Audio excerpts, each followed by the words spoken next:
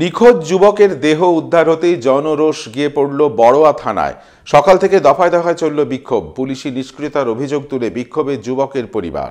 মনোবীক্ষণ polyclinic, চিকিৎসার জগতে এক দশক। এখন এখানে সব বিষয়ে ডাক্তারবাবু একসাথে তলায়। ফোন করুন 7477799515 এই নম্বরে।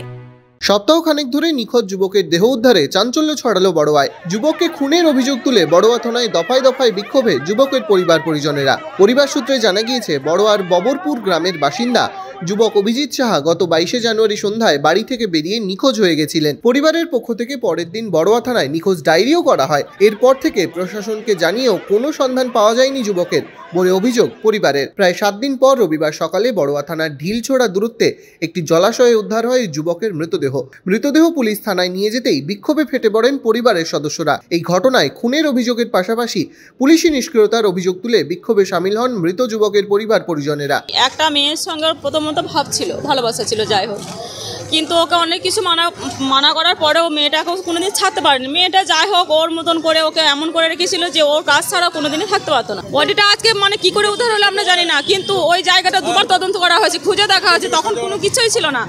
কালকে গেল রাতে হঠাৎ দেখতে পাওয়া যাচ্ছে যে লাশটা পড়ে আছে। হ্যাঁ, কালকে রাতে আছে, যাই হোক সকালে একজন ওর বন্ধুকে দেখেছে। হ্যাঁ, এটা তো মার্ডার, একদম, এটা তো একদমই মার্ডার কেস। কে বা কারা বলতে না, এখনো পর্যন্ত আমরা জানতে পারিনি। তবে একটাই সন্দেহ, মেয়েটা সব জানে। ওই মেয়েটা ফোন করেছে, দেখেছে, তারপর থেকে আমরা নিখোঁজ খুঁজে পাইনি। হ্যাঁ, মেয়েটার নামে কমপ্লেন হয়েছিল। প্রথমে ওর মাকে ওই যে একটা মেয়ে, ওই মেয়েটা ওই জ্যাকেটটা মোবাইলটা দিয়েছিল। মাকে যে অভিজিৎকে পাওয়া গেছে না, এরকম জ্যাকেটটা মোবাইলটা আমি ডিগ্রির গাবায় কুড়ি পেয়েছি। এবার ডিগ্রির গাবায় কুড়ি পেয়েছে, তাহলে জিনিস পাওয়া গেল, ছেলে পাওয়া গেল না। তো মার সঙ্গে সঙ্গে থানাতে আসে, থানাতে জানায় যে ঠিক আছে, ওই মেয়েটাকে তদন্ত করে পুলিশ, জিজ্ঞাসাবাদ করে। বলছি পুলিশ মেয়েটার কাছে কিছু পায়নি। এবার ছেলেটা গেল কোথায়, এটাই যে ব্যাপার। ওর মা বারবার পুলিশের কাছে আসে যে আমার ছেলেকে বার করে দেন, খুঁজে বার করে দেন। তা 4-5 দিন হয়ে, এতদিন হয়ে গেল। পুলিশ বলছে আমরা তদন্ত করছি এখনো পর্যন্ত।